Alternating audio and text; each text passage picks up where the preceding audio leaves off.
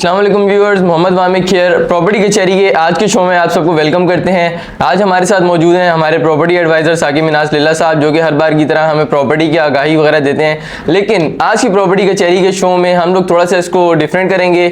हम लोग आपको स्टेट से मार्केटिंग के प्लेटफॉर्म से जो इस प्रॉपर्टी कचहरी में प्रॉपर्टी की एडवाइस तो हम लोग आपको देते ही रहते हैं, बट आज हम लोग थोड़ा सा स्टेट से कंस्ट्रक्शन को भी इसके अंदर डिस्कस करेंगे और आप तक कंस्ट्रक्शन की आगाही भी हम लोग पहुँचाएंगे। हमारे साथ हमारी ऑडियंस भी मौजूद है एज वेल एज, क्योंकि आज मैंने बताया कंस्ट्रक्शन की हम लोग आपको आगाही देंगे। तो आज हम लोगों ने अपने साइट मैनेजर ठेकेदार मोहम्मद अकरम साहब को भी यहाँ पे इनवाइट किया ताकि वो भी आएँ और हम लोग आप तक कंस्ट्रक्शन की कुछ मालूमात पहुँचा सकें। तो आज की प्रॉपर्टी कचहरी के शो का बाकायदा आगाज़ करते हैं। अस्सलाम वालेकुम सर। अस्सलाम वालेकुम अकरम साहब। वालेकुम अस्सलाम। वालेकुम अस्सलाम। यार वहां में गद्दारी कर छोड़ी है, पुराने बंदे बोल गया तू आज जो अकरम ठेकेदार आगे बड़े को खुली मोटर वर्गा मुंह ना था तू नान सलाम दी जा रहे हैं। असी थे कि मतलब काफिर हां, असी मुसलमान हां, सन भी सलाम दे यार, असी जवाब दे इंतजार कर रहे हैं तेरे। और मैं तो जियो जे हाँ ही आ बिरा, बाकी मैं आज यार कहीं करा ना ते तेरा मुंह पूरा तैयार हो गया। साइड मैनेजर साहब तो तुसी हो इस पर थोड़े मैं थोड़ी रिस्पेक्ट कर रहा, लेकिन बड़े को खबीर एटे दा जो पेड़ा नहीं बनया होंदा इन थोड़ा मुंह है तुसी ये जुगता कर रहे हो, लॉजिकल करो ना। बात है बडोला बनाई थोड़े बात मास है सही, जरा कट के दिखाओ ना। हड्डियां जो पुरानी को मम्मी छोटी होंदी है जिपड़ दी यही थोड़ी बाही निकली है, जुगता तुसी कर दे हो बाह मुंह बना मुंह मेरा वेखे ना हड्डा बाह थोड़ी हड्डी सारी है। अच्छा यार गल शबाज नु पता की इस किसी कुत्ते नु मारिया इन्हू सजा मौत हो गई। और जो मौत के फटे चढ़िया पता ही की पिया क्या कि यार मेरे कन्नी दर्द होती है, मैंने लत्तां वाले पासे फस जो ठेकेदार साहब है अकरम ठेकेदार इन्हें गौर नाल एक बार वेख ले हाँ वेख ले और तू गौर ना वेख ले जिवें अलादीन दा चिराग लग गया ना विच जे गोडा खुरकदा है बाहर निकलदा है अकरम ठेकेदार। अगर नहीं शहबाज, ये जो है जैसे अब्दुल्ला वलेज का कब्रिस्तान नहीं है, मुर्दा उठा के ले आया, ये ठेकेदार नहीं आएगा। अच्छा ये मुर्दा है? मुर्दा है। वैसे असम गल तो तू सही की है, जो बंदे जो जिन कट गया ना अकरम ठेकेदार जो उन्होंने बैग भी ला के जा रहा होंदा, कपड़े भी पाए होंदे जा रहा होंदा निकल के। नहीं कपड़े नहीं होंदे, लोटा होंदा सही, लोटा भी साथ में होंदा सी। जो ना जुत्ती चप्पल जो होंदी है ना वो भी है ना पड़ी हुई है। इतना पासमानदा जिन होता है ना, फिर दोबारा बंदे च वड़ बंदा मेरा सामान अंदर ही रह गया, फिर दोबारा बढ़ गए अंदर कट के ले आंदा है। कसम ठेकेदार साहब दाड़ा तो तुस आख्या कि साडा मुंह आना कहदा कि निक्का मोटा है। चलो जिस तुहाडा मुंह लोटा नाल लड़ा देना है, तुहाडा मुंह यही है जी मैं कबर ते लोटा पे। चुप हो जाओ भाई, नाजरीन इन लोगों का चलता रहेगा। हम लोगों ने यहाँ पे आप लोगों को बुलाया ताकि हम लोग आपको प्रॉपर्टी अवेयरनेस दे सकें। साकिब मिनाज लिल्ला साहब हमारे साथ मौजूद हैं। सर से हम लोग सवाल करेंगे आज का पहला, जिसका सर आज हमें जवाब देंगे। तो आज की प्रॉपर्टी कचहरी के सेगमेंट का आगाज शुरू करते हैं। Q&A विद ESM का बाकायदा आगाज करते हैं आज की प्रॉपर्टी कचहरी शो में। आज का हमारा पहला सेगमेंट है Q&A विद ESM। तो चलिए इसको स्टार्ट करते हैं।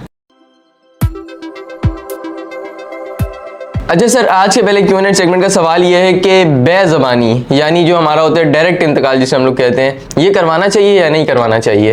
अच्छा, जहां तक वामिक मेरा ख्याल है ना, बेज़बानी या डायरेक्ट इंतकाल ये कभी भी नहीं करवाना चाहिए। इसके मैं 2-3 मिसालें आपके सामने देता हूँ, 2-3 रेफरेंस देता हूँ कि एक आज से 15 साल का पहले का केस आया हमारे पास। सवाल किसी ने किया था कि 15 साल पहले हमने बेज़बानी मतलब डायरेक्ट इंतकाल करवा लिया था, लेकिन जब हमने बेज़बानी डायरेक्ट इंतकाल करवाया तो जो पटवारी था उसने जो एक गवर्नमेंट के वाजबात होते हैं, एक अमाउंट होती है, वो पे नहीं की, सरकारी वाजबात।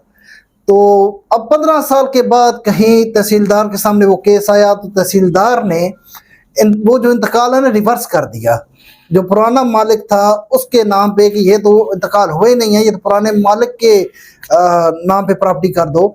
तो हमें फिर भी इस चीज़ का नहीं पता चला। जब हमें ज़रूरत पड़ी फ़र्द बराए रिकॉर्ड या फ़र्द बराए बै मैंने लेना था, उसके लिए मैं गया तो पता चला जी ये तो प्रॉपर्टी आपके नाम पे नहीं है, अभी तक पुराने जो है मालिक उनके नाम पे चल रही है। तो अब देखें वो शख्स फंस चुका है, क्योंकि 15 सालों में कम अज़ कम भी ना 4 दफ़ा जमाबंदी हो चुकी है और अब इसका कोई तरीक़ाकार बनता नहीं है। अब अगर तो 1-2 महीने लेट होता है ना, पटवारी जो है ना ये अक्सर सरकारी वाजबात पे ही नहीं करते, आप उनको दे देते हैं लेकिन वो आगे पे नहीं करते, ये बड़ा मसला होता है। अच्छा, आप उनसे अगर कोई चीज़ डिमांड करें तो वो आपको दे देते हैं बना के, लेकिन बगैर स्टैंप के, बगैर साइन के। तो ये मसले हैं पाकिस्तान के अंदर काफ़ी ज़्यादा हैं। अच्छा, अब उसका हल जो है ना वो फिर अगर 1-2 महीने लेट हुआ है तो फिर तो वाजबात इतने ज़्यादा नहीं होते, तहसीलदार तक ही मसला हल हो जाता है। लेकिन अब वो मामला काफ़ी 15 सालों का है और मैं बता चुका हूँ कि कम अज़ कम 4 दफ़ा जब बंदियाँ हो चुकी हैं दोबारा, तो पहले एक दफा जो है वो उनको जवाब मैंने ये दिया कि एक दफा एक एप्लीकेशन तहसीलदार को या एसी को या डीसी को लिख के देख ले, अगर कुछ बनता है तो ठीक है, नहीं तो आप सिविल कोर्ट से रब्ता करें। और सिविल कोर्ट से रब्ता करके उसमें एप्लीकेशन में ये आप लिखें कि जितने भी सरकारी वाजिबात हमारे बनते हैं हम पे करने को तैयार है।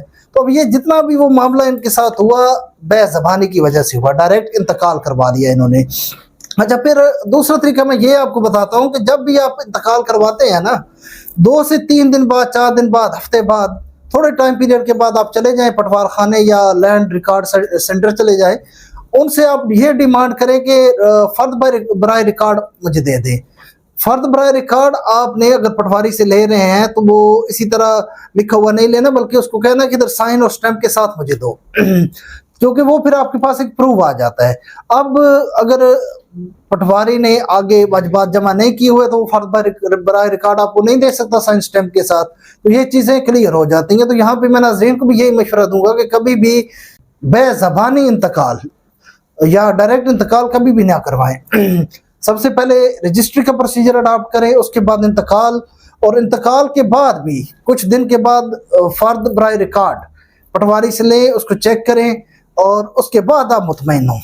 अच्छा वामिक तन एक गल फैक्ट दसा तन फैक्ट पुराने ज़माने ना जो पुराने के पीछे जो कराची च रवाज खत्म हो गया, घोड़े रेस होती है ना, वो टस करके नहीं घोड़े नसाते ही नहीं नसाते हूँ असलम भाई यूज़ किया जाता है। दरअसल असलम भाई दिखाते घोड़े नस पाते हैं खुद ब खुद, जेडे रेस भी नहीं नसना होता वो भी नस पाते हैं, अक्सर कुत्ते भी नस पाते हैं। ये पिछले साल कुत्ते रेस जीती है, वो इतना कोई जालम नसे है, रेस जीतने के बाद 2.5 घंटा वो प्यार है और मर गया। असलम भाई की दहशत चेक कर, मैं डर रहा बताइए ना नस जाए असलम भाई नु के नु नप कर रखो।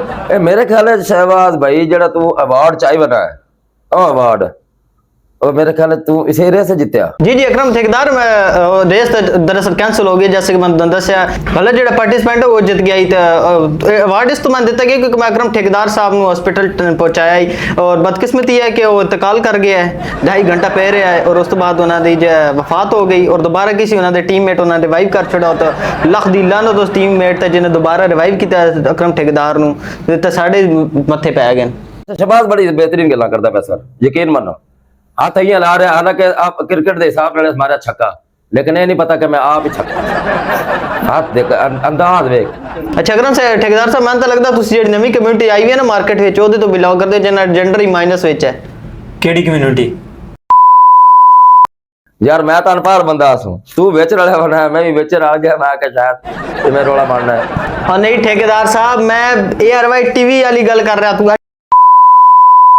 ਤੁਹਾਡੀ पूरी चेकल है। शहबाज लैके बता पर्ची मैनू आके विखाईस, मैनू आके विखाईस, ए मैं पर्ची ले बना आपा यार आओ जाड़ा करना है, अगू पै गए कुत्ते, ओए नु मैं कहा पर्ची विखा, पर्ची विखा, तो मैंने अगू पता ही की पिया था कि कुत्ते है नहीं अनपढ़, मैं की। अच्छा अकरम ठेकेदार साहब तुम्हारी अकल इतना नहीं है, उन्हें पर्ची कुत्तियां दिखानी क्यों ऐसी, उन्हें क्या चौकीदार नू पर्ची दिखानी है। भाई भाई भाई चुप हो जाओ, चुप हो जाओ। नाजरीन इनका ये शोर शराबा चलता रहेगा। आज के दूसरे सवाल की तरफ चलते हैं सर के पास। सर आज का दूसरा सवाल ये है कि शजरा नसब मालूम करने का आसान तरीका क्या है? जी बिल्कुल वामिक, शजरा नस्ब जो है ना हर इंसान को पता होना ज़रूरी है, लेकिन अगर हम पहले जाएं ना थोड़ा सा पिछले ज़माने में चले जाएं तो हमारे जो अबाओ अजदाद थे, बुजुर्ग थे, उनको अपनी 7 पीढ़ियों का पता होता था, लेकिन हम अब हैं हमें नहीं पता, मैक्सिमम दादा तक का पता है, उससे ऊपर परदादा का नहीं पता होता। तो शजरा नस्ब जो है ना ये पता होना चाहिए। अब देखें लोग हिजरत कर जाते हैं, शहरों में चले जाते हैं, और गांव देहातों में पुराने बुजुर्ग जब अल्लाह को प्यारे हो जाते हैं कोई बताने वाला नहीं होता। अगर कोई शख्स शौक रखता है इस चीज़ का कि शजरा नस्ब अपना पता करना है, तो उसका एक बड़ा ही आसान तरीका मैं बताने जा रहा हूँ। आपने क्या करना है, अपने आपका जो डिस्ट्रिक्ट है, ज़िला है, ज़िला की कचहरियों में चला जाना है। कचहरियों के अंदर एक माल खाना होता है, माल खाना के नाम से ऑफिस होता है, वहाँ पे जाना है, और वहाँ पे जाकर फिर आगे उस माल खाना ऑफिस के अंदर मुहाफिज खाना अलग से बना होता है। मुहाफिज खाना से जाके आपने ये चीज़ डिमांड करनी है, लेकिन डिमांड करने से पहले आपको अगर आपके अबो अजदाद की ज़मीन है तो उसका खसरा नंबर पता होना ज़रूरी है कि खसरा नंबर क्या है। वो खसरा नंबर जाके आप बताएंगे और उस खसरा नंबर की बुनियाद पर वो आपको शजरा नस्ब आपका निकाल के दे देंगे। अच्छा अब ये खसरा नंबर और शजरा नस्ब आप भी सोच रहे होंगे आपस में इन दोनों का क्या तल्लक है। एक प्रॉपर्टी है, खसरा नंबर तो प्रॉपर्टी में होता है ना, जमीन में होता है, और शजरा नसब अलग चीज है। तो इनका बड़ा गहरा तल्लक है। अगर हम थोड़ा सा पीछे जाते हैं अंग्रेज हुकूमत के दौर में, जब यहाँ पर पाकिस्तान और हिंदुस्तान की तकसीम नहीं हुई थी तो अंग्रेजों का राज था। तो अंग्रेज क्या करते थे, हर चीज का एक रिकॉर्ड रखते थे। जैसे आजकल मरदमशुमारी होती है, तो एक तरह की मरदमशुमारी ही होती थी, जो कि एक दफा 1872 में करवाई गई, फिर 1880 में करवाई गई, और फिर 1905 में ये मरदमशुमारी मतलब हुई थी। उसमें होता क्या था कि हर गांव में जाके एक जरगा लगता था, पूरे के पूरे गांव इकट्ठा हो जाता था, और उस पूरे गांव जब इकट्ठा हो गया तो उसके अंदर 4-5 पोजीशंस के लोगों का होना जरूरी था, जिसके अंदर आपका पटवारी, गर्दावर, नंबरदार, और ये इस तरह की 4-5 पोस्टें वहाँ पे पोजीशंस के लोग होते थे। तो वहाँ पे हर बंदा अपना डाटा लिखवाता था कि मेरा नाम ये है, वालिद का नाम ये है, और ज़मीन हमारी ये है, खसरा नंबर वगैरह उसका जो भी है, और हमारी कौम ये है। तो उसको दर्ज किया जाता था, लेकिन ऐसे दर्ज नहीं किया जाता था पहले। पूरे मतलब ये जो 4-5 पोजीशन मैंने बताई हैं, पटवारी और नंबरदार और गर्दावर, इनसे पहले उसकी तस्दीक की जाती थी। अगर इस चीज की वो तस्दीक करते थे कि हाँ बिल्कुल ये सच बता रहा है, यही कौम है, उसके बाद बुलंद आवाज में एक दफा वो गांव के लोग जो बैठे होते थे उनके सामने ये बात दोहराई जाती। जब वो तस्दीक करते तो फिर उसका बाकायदा इंदराज किया जाता, बंदोबस्त के अंदर बाकायदा इंदराज हो जाता। तो ये जितना भी डाटा है ये सारा का सारा मुहाफ़िज़ खाना में महफूज है। लेकिन मिलेगा कैसे? खसरा नंबर से। अगर आपके आबो अजदाद की कोई ज़मीन थी, उसका खसरा नंबर आपको पता है, तो वो लेके आप अपने कचहरियों में, ज़िले की कचहरियों में, मालिक खाना वाले ऑफिस में, और फिर फर्दर आके मुहाफ़िज़ खाना में जाएंगे, उधर खसरा नंबर बताएंगे और आपको आपका शजरा नसब मिल जाएगा। ठेकेदार साहब आए थे होलिये नहीं बनाया मैंने, रुमाल शुमाल छड़ के तस्वीर शस्वीर नाम का है, प्रकाश बंगाली लग रहे हो। ये पर्दे में रहने दो, पर्दा ना हटाओ। इस रुमाल के पीछे की राज है ना, ये तेरी सोच है। यार शहबाज आपस में लगे हुए हो, कोई होश को पूछ रहा भी नहीं है। यार असलम भाई साढ़े होश दी गल ही छोड़ दे, तो गल ही बखरी है ना। आज सुबह तू एंट्री वे की थी, क्या बात है असलम भाई, क्या एंट्री मारी है इसने। सलमान खान लग रही, सलमान खान ऐसा चश्मा पा के तो एयरपोर्ट लाए हुए जिवें कन्ना च टूटियां लटक रही होंगे ने, बड़ा एंट्री मारी। वो वेखे जेडे एयरपोर्ट तो चमकदे लाल ते नीले रंग दे, इंज लगदा एंबुलेंस आ गई है, इंज बड़ा हौसा। वो तो बाद ही पता लग जैसे वेस्ट कोट लाई संदरो था, इतना सारी जिस्म निकल आया अंदरों, है ना सारा अंदरों जिस्म निकल आया जिवें बिल्ला किराए तो आंदे हुए, ये साढ़ा होश साहब निकल आया अंदरों। होश मतलब इंसल्ट नहीं करो, गलत गल है। ये 4 दिहाड़े कायम अली शाह नाल रहा है, वो आदत आदि अपनाई हुई है। जिस गल चंगी सिरे ते गल खलोंदी है ना, तो उस होस्ट स्टाफ नींद आ जाती है। पता लगा जी वो कायम अली शाह जाते पे आने तक, वो जल्दी करो यार, उठा उठी करो की होया जी, कि छापा लग गया। ये उनके कोल वाल सीखे उस सामान का। हमारे हाउस ने ऐसे पफ रखा हुआ है जैसे तरबेला डैम से पानी निकल रहा हो। वालो इन्ना लिल्लाहि व इन्ना इलैहि राजिऊन। बहुत सही सुते पे ने जी, मैं बेड बेच के सो गया, घाटा पै गया। यार शहबाज मजे की बात बताऊं, हमारे होस्ट की शक्ल ऐसी जैसे ना रुखी रोटी होती है ना। ओए तू तो चुप कर, सूखे हुए सालन।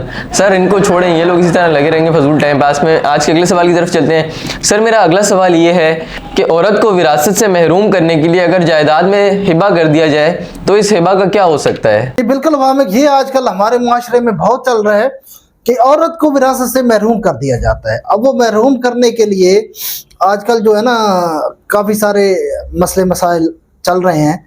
अच्छा, इसमें एक तो जो वालिदैन है ना, ख़ास करके वालिद जो खुद को कहते हैं बेटी मुझे बड़ी प्यारी है, वो ही चालाकियों में पड़े होते हैं, चालबाजियों में पड़े होते हैं। और इस तरह की चालबाजियाँ जो है ना वालिद ज़्यादा करते हैं और अपनी ज़िंदगी में करते हैं जी, बेटे बड़े प्यारे हैं मुझे, और बेटे जो है ना बेटी को जो है ना हिस्सा ना मिले तो बेटों को मैं हिबा कर दूं जायदाद, और वो कर देते हैं, छुप छुपा के भी कर देते हैं, सरेआम भी कर देते हैं। फिर हमारी खवातीन जो है बेचारी, वो इस पर कोई एक्शन भी नहीं लेती किसी किस्म का, और कुछ ले भी लेती हैं लेकिन गलत एक्शन लेती हैं।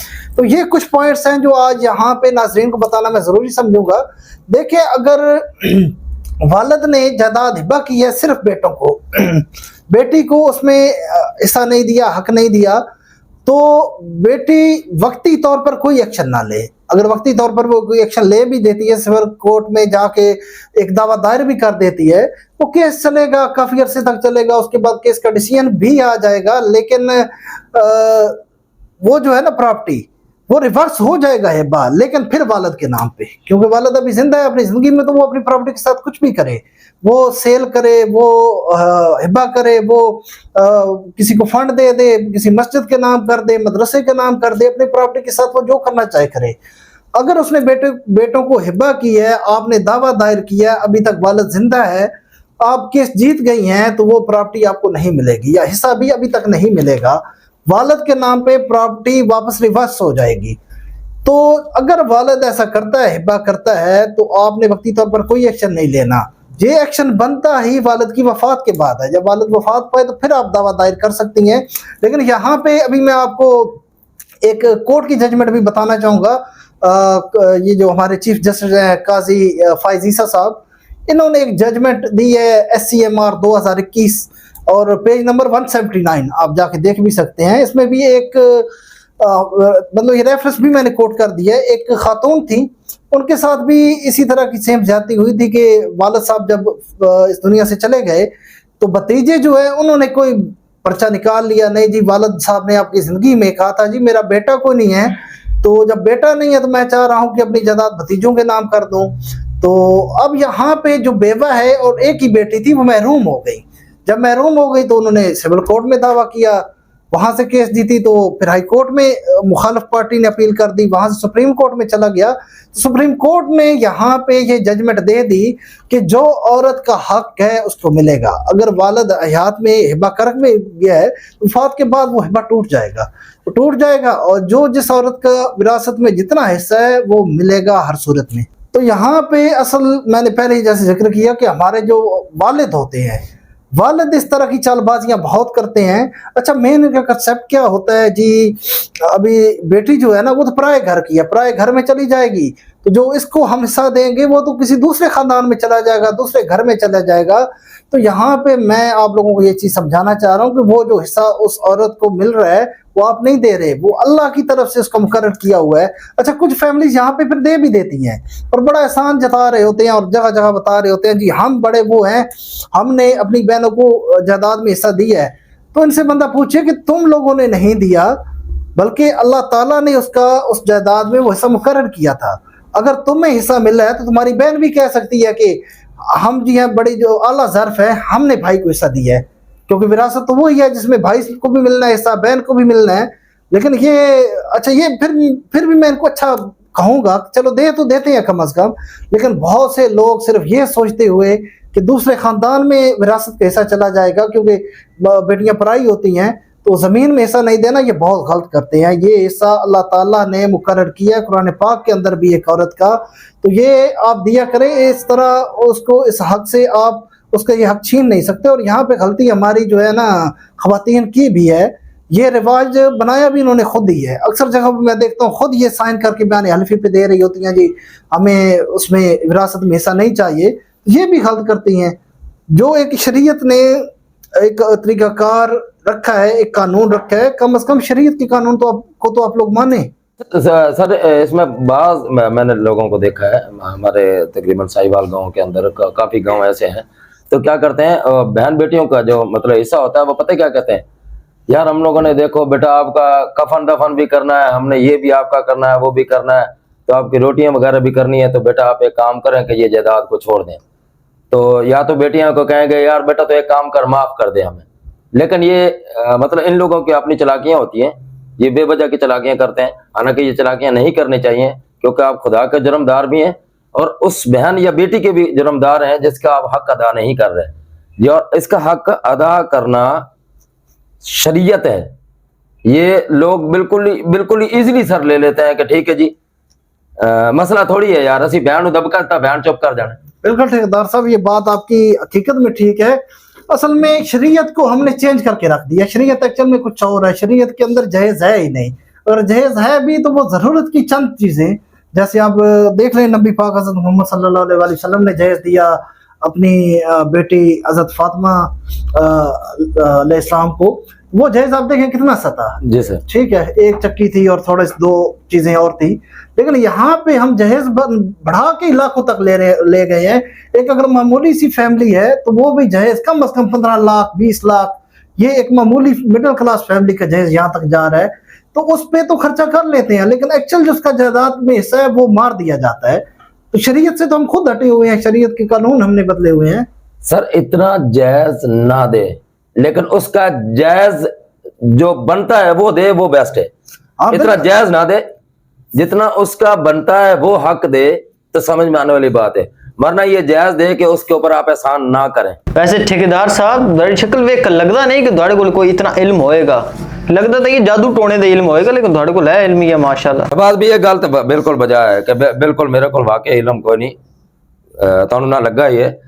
यकीन मानो ਤੁਹਾਡੀ शक्ल ਤੇ यकीन मान 13 ਵਜੇ ਪਏ ਨੇ, ਤੁਹਾਨੂੰ ਕੀ ਪਤਾ ਲੱਗਣਾ ਹੈ। ਵੈਸੇ ਵੀ ਤੁਹਾਡੇ ਐਵੇਂ ਮੂੰਹ ਆਇਆ ਕਲਾ ਜਿਵੇਂ ਮਾਣਾ ਬੇੜੀ ਬੋਲ ਰਹੀ। वैसे ठेकेदार साहब कदी कदी तो इन शक्ल बना लेंदे हो ना, जिवें सुबह 3 ਵਜੇ ना कौम ਨੂੰ मिर्गी पई होंदी है ना, इन तुसी शक्ल बना लेंदे हो किस टाइम। सही को कब वो है कि हालत बनाई भी नहीं आपने। शबाज यकीन मान बंदा तो वाकई गुड है। ते गल है कि जितनी तो गल की ना, यकीन मान आप दी शक्ल वेख जिवें गुर्दे तेरे खराब होए। ठेकेदार साहब पहली गल ते मैं दसो गुर्दे हुंदे की है ते नाल तुसी डॉक्टर भी हो। सर ਤੁਹਾਡਾ माशाल्लाह सवाल बेहतरीन है। यकीन मानो मैं कट्टा हलाल के तो अंदर गुर्दे निकले आए, जदों गुर्दे निकले आन ते अगली गल समझदार ही हो सर। यार ओए तुम लोग चुप कर जाओ।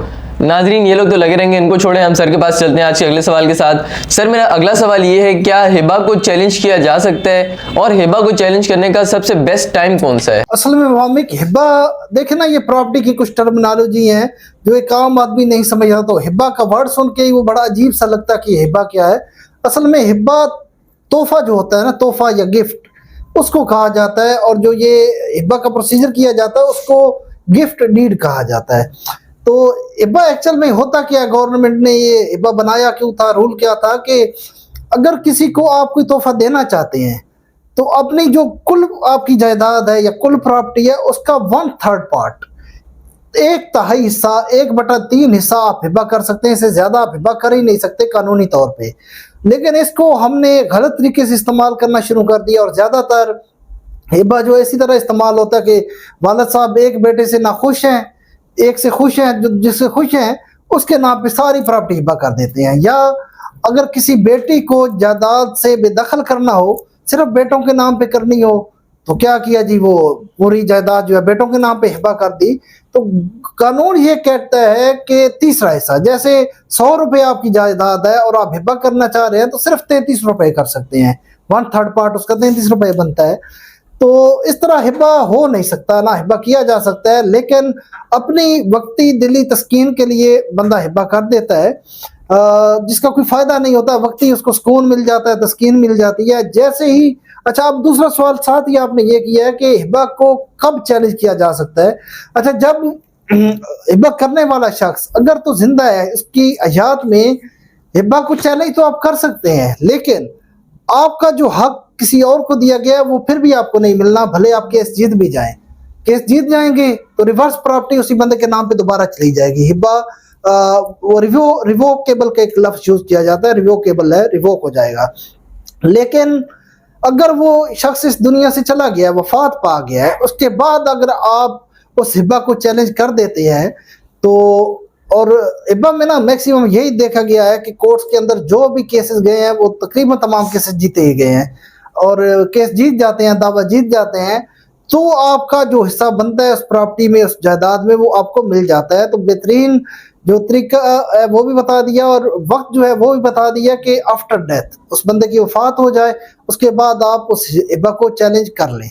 सर ये हमारे इलाके में तकरीबन ये अल्फाज जो आपने हिब्बा कहा है इसको बख्शिश कहते हैं। जो आपने पहले बात कही कि लड़कियों को हिस्सा नहीं देने का, ये उसको आसान तरीका होता है कि कोई बाप अपने किसी पसंदीदा बेटों को बख्शिश कर देते हैं। कोई ज़मीन है या कोई जायदाद है, किस ज़मीन है या प्लाट है, वो बख्शिश कर देते हैं। हमारे इलाके में ये आम तौर पे यही अल्फाज जो इस्तेमाल होते हैं, बख्शिश, अपने मर्ज़ी से अपने बेटे को बख्शिश कर देते हैं, कोई ज़मीन कोई जायदाद। जी बिल्कुल शफी साहब, यहाँ पे मैं एग्री करूंगा कि गांव देहातों में इंटीरियर सिंध कह लें, पंजाब कह लें या खैबर पख्तूनख्वा कह लें, तो पढ़ाई की तरफ ज़्यादा रुझान नहीं था, और ख़वातीन की तो बिल्कुल पढ़ाई थी ही नहीं, ख़वातीन को तो पढ़ना अलाउड ही नहीं था, तो इन चीज़ों का पता नहीं था। और अभी तक भी काफ़ी पसमानदा इलाके हैं, वहाँ पे यही बख्शिश का ही लफ्ज़ यूज़ किया जाता है और ख़वातीन हमारी को महरूम कर दिया जाता है जायदाद से और दूसरे बेटों के नाम पे हिब्बा कर दी जाती है। लेकिन शहरों में अब ये थोड़ा सा रुझान कम हो गया है, क्योंकि शहरों में ख़वातीन पढ़ने लिखने लग गई हैं और उनके पास ये शऊर आ गया है, वो इन चीज़ों को समझने लग गई हैं और हिब्बा को चैलेंज भी करना शुरू कर दिया है। लेकिन सर एक चीज मैं आपको कहूँ कि मैं मिसाल के तौर पे मैं बाप हूँ, तो मैं अपने बड़े बेटे को कहूँ कि यार मैंने ये मैंने अपनी जायदाद सारी आपके नाम कर दिया, हिब्बा आपकी तरफ कर दिया सर। लेकिन सर एक चीज मैं इसमें बिल्कुल कहूंगा कि मैं अपने लिए अपनी कब्र का अजाब खरीद रहा हूँ, इसलिए कि मेरे बच्चे पीछे जब लड़ेंगे आपस में, केस करेंगे एक दूसरे के ऊपर या जलालत बनाएंगे अपने लिए, तो सर मेरी कब्र कितनी जलेगी या कितना अजाब मैं अपने लिए छोड़ जाऊंगा। तो उससे बेहतर मेरा तो तरीकाकार यही है कि मैं अपने जिंदा हयात जब जिंदा हूं तो सारा कुछ उसको तकसीम करके जाऊं, यानी कि बेटियों का अपना हिस्सा, बेटों का अपना हिस्सा तकसीम करके जाऊं कि मेरे लिए एक कब्र का अजाब ना बने। तो हम लोग जानबूझ के कब्र का अजाब खरीदते हैं अपने लिए। क्यों खरीदते हैं? सिर्फ इसी वजह से कि हम अपनी बेटों को या बेटियों को एक एक चीज को तकसीम करके नहीं जाते।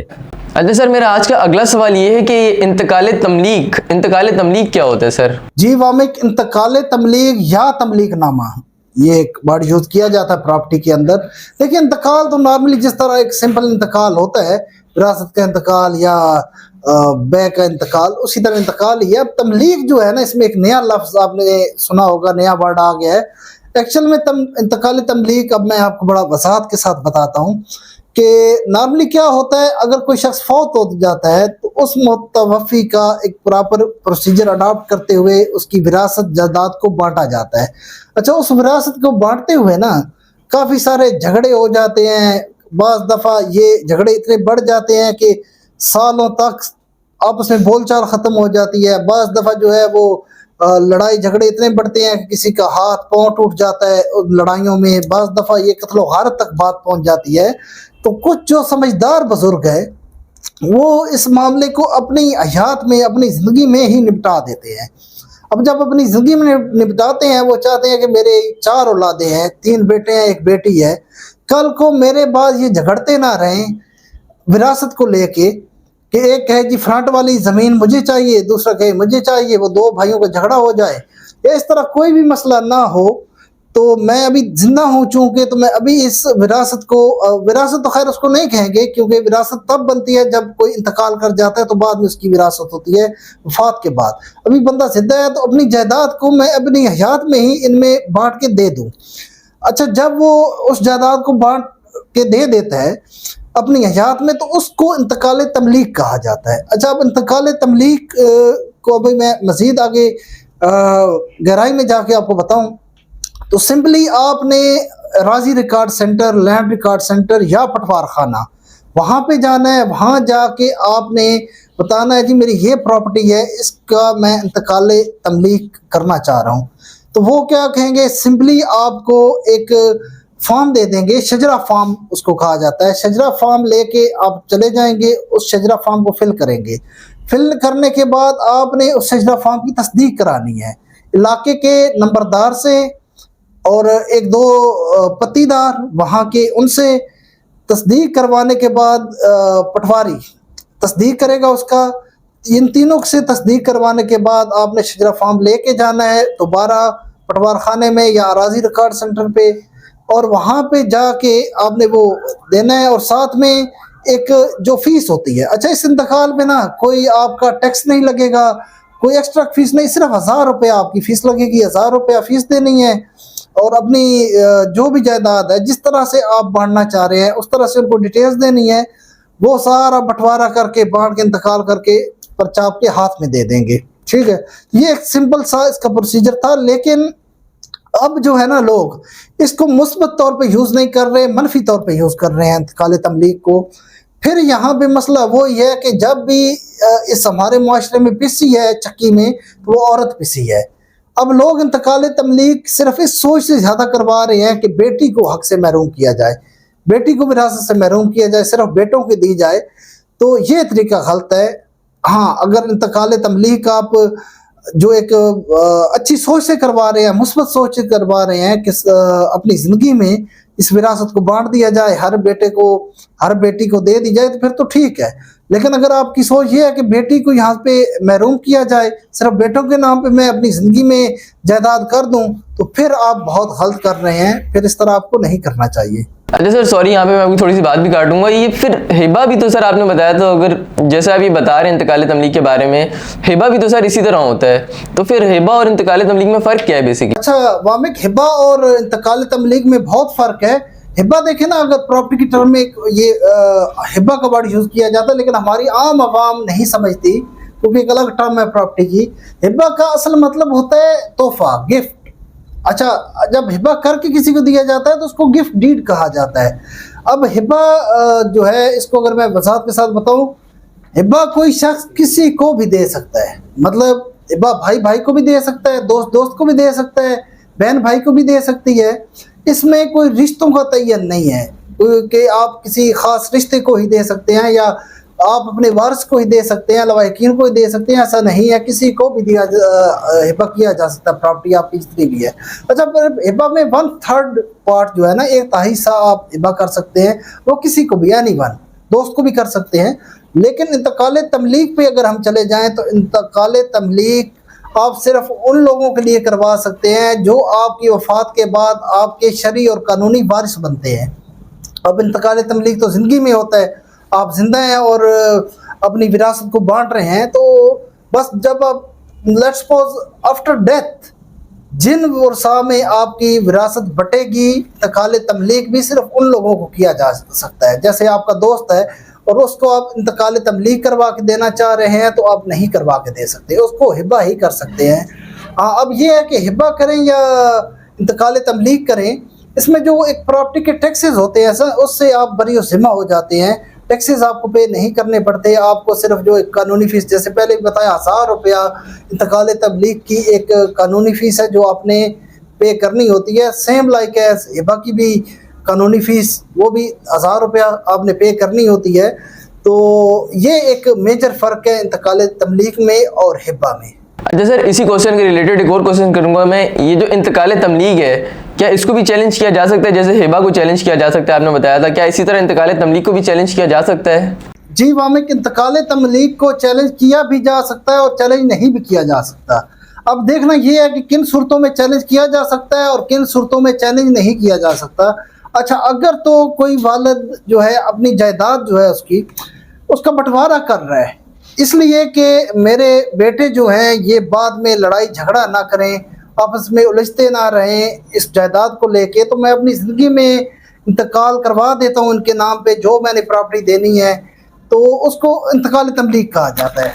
अच्छा, अब अगर वो वालिद जो है शरीयत और कानून की रूह से इन दोनों चीज़ों को मद्देनज़र रखते हुए बिल्कुल इंसाफ के साथ हर बेटे को हर बेटी को हिस्सा देता है और बराबर देता है, तो इस तरह का इंतकाल तमलीग कल को चैलेंज नहीं किया जा सकता। लेकिन अगर वो ही वालिद सिर्फ एक चालबाजी कर रहा है कि मैं इंतकाल तमलीग करा देता हूँ सिर्फ बेटों के नाम पे और बेटियों को इससे महरूम कर देता हूँ, तो अगर वो ऐसा करता है तो कल को उसकी वफ़ात के बाद बेटियां उठ के इस चीज़ को चैलेंज कर सकती हैं, कोर्ट के अंदर दावा कर सकती हैं, और जब वो दावा करेंगी तो मैक्सिमम कोर्ट के केसेस में देखा जाता है कि औरत दावा जीत जाती है, कि क्योंकि औरत को जो है ना कानून और शरीयत दोनों विरासत के अंदर हिस्सा देते हैं। भले अब कोई अपनी ज़िंदगी में इंतकाल तमलीग करवा देता है और औरत का हक खा जाता है, मार देता है या हिबा कर देता है किसी और को जगह, और औरत बहन बेटी का वो हक जो है मार दिया जाता है, लेकिन वफ़ात के बाद जब वो चैलेंज करती है तो वो केस जीत जाती है। काफ़ी सारे केसेस इस तरह के मैंने भी देखे हैं, और बाज़ दफ़ा जो है ना बेटे जो हैं वो बेवा का हक खा जाते हैं, मतलब जो उनकी वालदा होती हैं उनको हक नहीं देते, फिर वालदा अगर केस कर देती है तो हक उसका जो भी हिस्सा होता है मिल जाता है विरासत में। तो इंतकाल तमलीग को अगर तो उसकी फेयर पार्टीशन हुई है तो फिर चैलेंज नहीं किया जा सकता, क्योंकि फिर पार्टीशन पे सारे भाई एग्री हुए हैं, जो भी औलादें थी एग्री हुई और उसी के मुताबिक उनको कब्जे मिले और कब्जे में वो रह रहे हैं। अब वाले साहब फौत हुए हैं तो वो ये नहीं कह सकते कि वालिद साहब ने तो मुझे पीछे का हिस्सा दे दिया था, दूसरे को आगे का दे दिया था, वो फिर खानगी तकसीम को भी कोर्ट मानती है, लेकिन ये तो खानगी तकसीम नहीं है, ये तो प्रॉपर इंतकाल हो रहा है। लेकिन अगर इंसाफ नहीं रखा गया, सिर्फ बेटों के नाम पे गई है, बेटियों को बीच में से महरूम कर दिया गया है, तो बेटियां केस कर सकती हैं, चैलेंज कर सकती हैं। अच्छा, तो जैसे कि नाज़रीन आपको पता है हमारे साथ मौजूद है लॉरी बांध हमारे जो है ठेकेदार साहब। तो ठेकेदार साहब, मैं पूछना चाहता हूँ आपसे कि हमारा होस्ट साहब यहाँ होस्ट है, लेकिन साइड पे जहाँ कंस्ट्रक्शन हो रही होती है वहाँ पे आप मैनेजर है, तो किस तरह का आदमी है ये, जरा इसके बारे में बताएं हमें कुछ।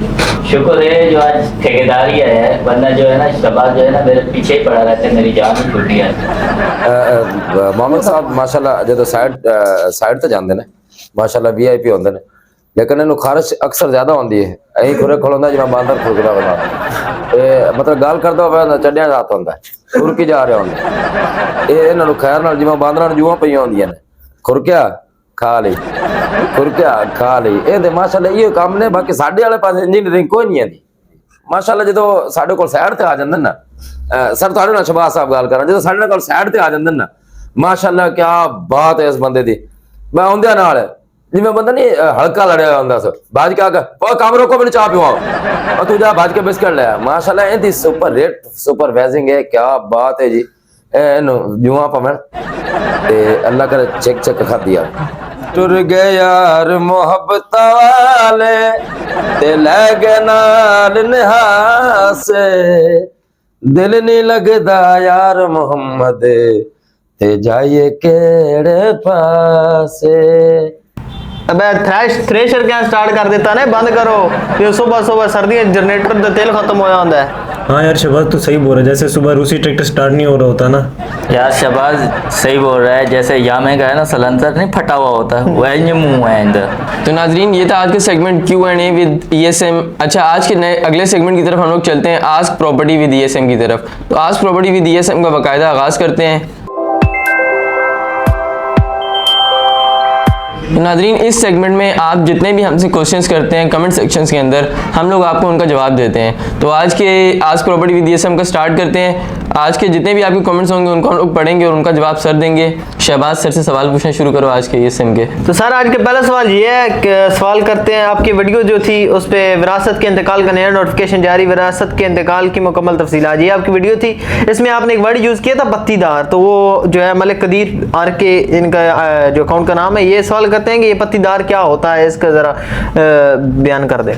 जी मलिक कदीर साहब, अगर किसी शख्स की किसी एरिया में भी ज़मीन है ना, और उसी एरिया में एक दूसरे बंदे की भी ज़मीन है, तो वो जो दूसरा बंदा होगा उसको पत्तीदार कहते हैं। वो पत्तीदार एक भी होता है, 100 भी होते हैं, 50 भी होते हैं। मतलब आपका इलाका तो मैं नहीं जानता, लेकिन मिसाल देता हूँ कि सरगोदा के अंदर आपकी कोई 5 किले ज़मीन पड़ी है, लेकिन आपके बराबर में भी किसी की होगी, थोड़ा सा आगे पीछे और भी ज़मीनें हैं, तो उन ज़मीनों के जो मालकान है, जो आपको जानते हैं पर्सनली तौर पे कि ये ज़मीन आपकी है, और उस बंदे को पत्तीदार कहा जाता है। तो सर ये नेक्स्ट क्वेश्चन है आपकी, जो आपने वीडियो बनाई थी प्रॉपर्टी में RL2 क्या होता है। इस वीडियो के नीचे कमेंट करते हैं हमारे शौकत अली जोइया साहब। तहसीलदार पटवारी गिरदावर साथ मिले हुए हैं, तो उनको कोर्ट में कैसे रोका जा सकता है। जी मलिक शौकत साहब, बिल्कुल आपने ठीक कहा है कि गिरदावर और पटवारी अगर आपका काम नहीं कर रहे तो उसका क्या आप तरीकाकार अडॉप्ट कर सकते हैं, लेकिन बाज़ दफ़ा साथ तहसीलदार भी मिला होता है, तो क्या तरीकाकार। अच्छा, बाज़ दफ़ा रिश्वत भी मांगी जा रही होती है। अगर पटवारी आपसे रिश्वत मांगता है या काम नहीं कर रहा, तो पहला स्टेप उसका होता है कि तहसीलदार को उसकी एप्लीकेशन दे दे उसके खिलाफ। अच्छा, अगर तहसीलदार भी साथ मिला हुआ है तो हमारे पास फिर अगला ऑप्शन AC और DC का होता है। जो तहसील लेवल पे AC होता है असिस्टेंट कमिश्नर, जिला लेवल पे डिप्टी कमिश्नर होता है DC, उसको एप्लीकेशन दे दें। अगर फिर भी कोई हल आपका नहीं निकला तो हमारे पास आखिरी ऑप्शन होता है civil court plus anti corruption. एक एंटी करप्शन में एप्लीकेशन दे और सिविल कोर्ट में इनके खिलाफ एक ना दावा दायर किया जा सकता है, एक पिटीशन आप फाइल कर सकते हैं। अच्छा सर, ये नेक्स्ट क्वेश्चन आपकी उसी वीडियो के नीचे प्रॉपर्टी में RL2 क्या होता है, तो इसके नीचे फिर वही साहब करते हैं मलिक शौकत अली जोइया साहब के प्रॉपर्टी में बनना या वट निकालते हुए अगर कोई तंग कर रहा है बिला वजह, तो उसको कैसे निकाला जाए, इसका जरा बता दें। जी बिल्कुल मलिक शौकत जोइया साहब, बड़ा अच्छा सवाल किया आपने। अक्सर हमारे गांव देहातों में यही होता है कि कोई भी इस तरह का ना, मतलब एक बन्ना निकालना है या वट निकालनी, या दूसरा जो आपके साथ वाला है वो बीच में तंग करना शुरू करता है। अच्छा, फिर गालम गलोच होती है, झगड़ा बढ़ जाता है, फिर जनाब बातें कत्ल तक पहुंच जाती हैं, FIR कट जाती हैं, तो ये गलत प्रोसीजर है। इसका बड़ा एक साफ सुथरा प्रोसीजर है। आपने मुतलका थाने जाके दफा 145 CRPC के तहत एक एप्लीकेशन लगा देनी है, SHO बनाम SHO, और साथ में आपने मुतलका जो उस एरिया का मजिस्ट्रेट है एक पिटीशन उसके पास फाइल कर देनी है। अब जो वो मजिस्ट्रेट है ना, वो फौरी एक्शन ले लेगा और उस पे मुतलका SHO को भी अहकाम जारी कर दी जाएंगे, और SHO के पास भी आपकी एप्लीकेशन की गई हुई है, लेकिन जो FIR आपने कटवानी है वो दफा 145 CRPC के तहत कटवानी है। तो प्रॉपर्टी के अंदर ये सबसे बेहतर तरीका, अगर प्रॉपर्टी का आपका वो चाहे बनने का झगड़ा है, वट का झगड़ा है, डेरे का झगड़ा है, ट्यूबवेल का झगड़ा है, पानी का झगड़ा है, या बास दफा पानी जो ही है वो आपका रोक देता है और अपने उसको जमीन को लगा देता है, रात को जाके आपके पानी जमीन से रोकता है और अपने वो खाल से मुंह बना देता है अपनी जमीन को, तो इसका सिर्फ एक ही कानून जो है ना इम्प्लीमेंट होता है, दफा 145 CRPC। सर बहुत खूबसूरत जवाब दिया आपने। अगला सवाल है आपकी, इस वीडियो ज़मीन हिब्बा करते वक्त रजिस्ट्री पर कितना खर्चा आता है, ये वीडियो थी आपकी। इसके नीचे कमेंट करते हैं आई के साहब, कोई इनका नाम है, क्या दोस्त को हिब्बा कर सकता है, इसका जरा जवाब दे। हिब्बा जो होता है ना, बेसिकली तोहफे को कहा जाता है, गिफ्ट को कहा जाता है। बिल्कुल अपने दोस्त को आप अपनी प्रॉपर्टी में से हिब्बा कर सकते हैं, लेकिन जितनी आपकी कुल प्रॉपर्टी है या कुल जायदाद है उसका 1/3, इससे ज्यादा नहीं, 1/3 हिस्से से ज्यादा आप हिब्बा नहीं कर सकते, गिफ्ट नहीं कर सकते।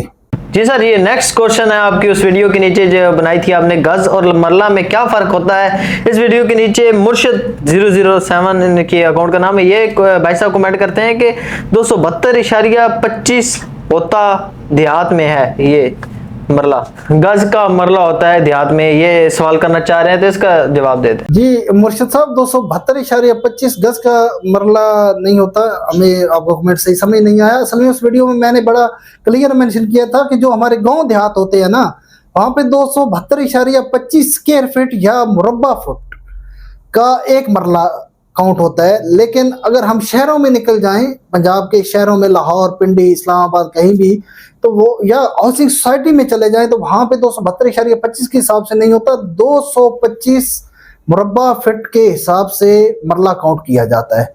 अच्छा सर, आपकी नेक्स्ट वीडियो जो है, उसी वीडियो जो है आपकी ज़मीन हिब्बा करते वक्त रजिस्ट्री पर कितना खर्चा आता है, उस वीडियो के नीचे ये कमेंट करते हैं, लाइफ इज़ ब्यूटीफुल अकाउंट है इनका नाम। तो भाई साहब करते हैं कमेंट के सवाल पूछना चाह रहे हैं, हिब्बा क्या टूट सकता है। माँ जी ने बेटी को हिब्बा किया है और अब वालदा ने केस कर दिया है क्योंकि बाकी बच्चों को इसका मालूम नहीं था, बेटी ने अच्छा सलूक नहीं किया। जी, एक तो मैं अक्सर कहता हूँ कि अपना नाम साथ कमेंट के लाजमी मेंशन किया करें या मैसेज करें तो नाम लिखा करें, क्योंकि ये आईडी का नाम होता है, लाइफ इज ब्यूटीफुल, ये आपकी आईडी का नाम है। तो इसके मुताबिक देखें, जो हमें सवाल समझ ये आया कि वालदा ने बेटी को अपनी जायदाद हिब्बा की है, बाकी जो औलाद है उनसे थोड़ा बचा के उनको नहीं पता चलने दिया, लेकिन अब वो बेटी जो है ना वालदा की खिदमत नहीं कर रही या अच्छा सलूक नहीं कर रही, तो क्या अब मतलब वो वालदा जो है वो उस हिब्बा को वापस ले सकती हैं। अगर तो वालदा हयात है तो दोबारा जो उन्होंने हिब्बा किया है उसको वापस किया जा सकता है, रिवर्स किया, रिवोकेबल इसको कहते हैं, रिवोक किया जा सकता है, वापस वो अपनी प्रॉपर्टी अपने नाम पे कर सकती हैं, बेटी के नाम से हटवा के, अगर हयात है तो।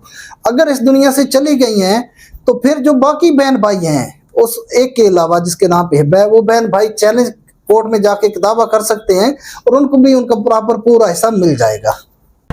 सर नेक्स्ट क्वेश्चन है आपकी उस वीडियो के नीचे जिसकी वीडियो थी कि जानशीनी सर्टिफिकेट हासिल करने का आसान तरीका, ये वीडियो है आपकी। नीचे भाई साहब कमेंट करते हैं टफ एंड टफ। सर अगर मिस्टेक हो जाए, हिस्सेदारों में कोई नेम गलती से ऐड हो जाए तो दुरुस्तगी का क्या तरीका है। एग्जांपल 2 भाई हों और तीसरा 3 लिखे जाएं और उसमें कोई दुरुस्तगी का चांस है, इधर इसके बारे में बता दें। जी, आपने भी नाम अपना मेंशन नहीं किया, लेकिन आईडी का नाम आपका टफ एंड टफ है। लेकिन यहाँ पे मैं ये देखे ना, पूरा सवाल आपने ब्रीफली नहीं बताया।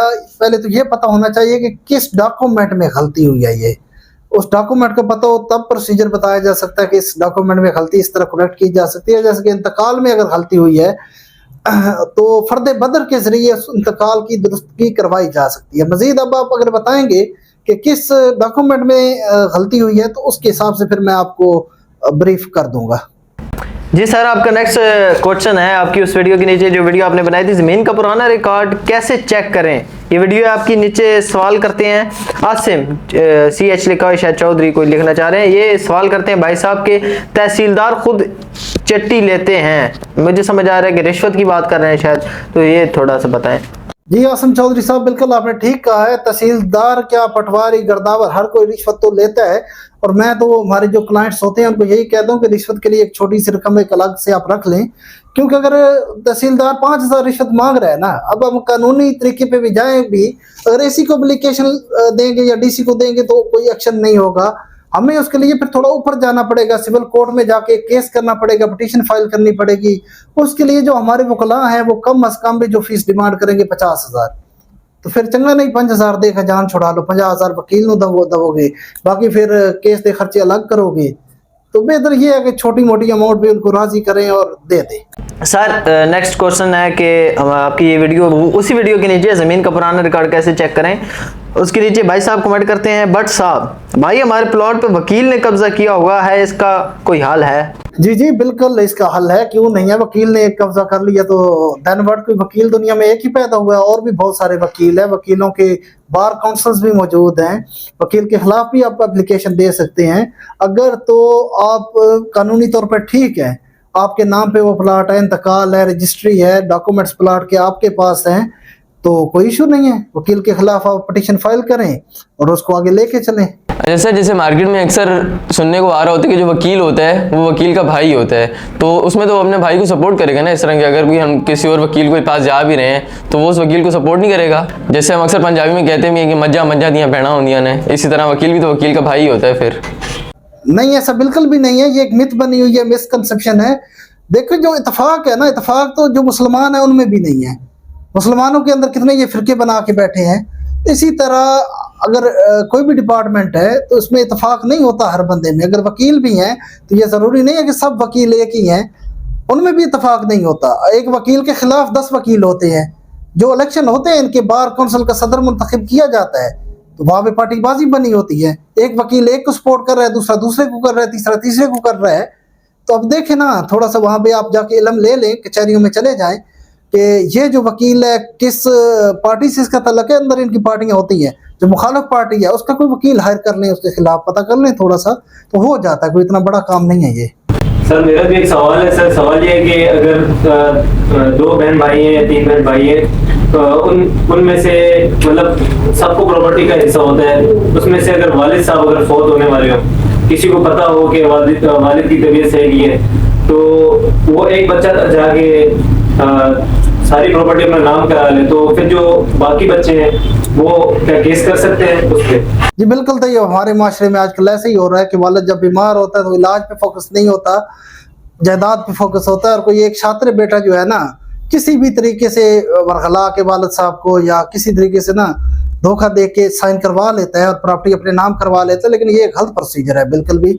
अच्छा, अगर तो बिलफर्ज वालिद साहब बच गए फिर किसी को जरूरत नहीं है दावा करने की, लेकिन अगर वालिद साहब दुनिया से चले गए हैं तो बिल्कुल दावा किया जा सकता है। सिविल कोर्ट के अंदर आप एक पिटीशन फाइल कर दे देंगे और अकॉर्डिंग टू वरासत जितना जिसका हिस्सा बनता है उतना मिल जाएगा। अगर किसी ने धोखे से नाम करवाई भी है तो कोई फायदा नहीं है, वो तब तक ही उसको यूज कर सकता है जब तक वालिद साहब जिंदा है। वालिद साहब जैसे इस दुनिया से जाएंगे दावा किया जाएगा और केस का फैसला जो है ना तमाम के हक में आ जाएगा और बराबर विरासत तकसीम हो जाएगी।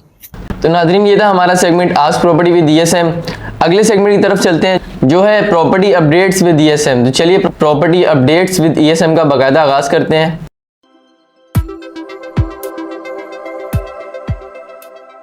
जी तो शहबाज बताओ, आजकल क्या मार्केट में नई अपडेट्स चल रही हैं प्रॉपर्टी के रिगार्डिंग?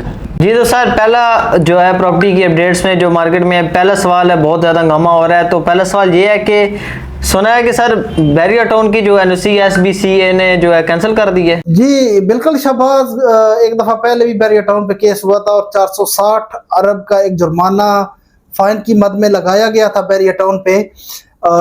460 स्क्रूटनी की मद में आपने पे करने हैं। लेकिन अभी हालिया जो है ना, मलिक रियाज साहब ने वो 460 अरब रुपया देने से इनकार कर दिया है और सुनने में आ रहा है कि बैरिया टाउन डिफॉल्ट कर जाएगा। अच्छा, इसके बरक्स जो है ना SBCA ने वाकई NOC for sale and advertisement जो है इसकी मनसूख कर दी गई है।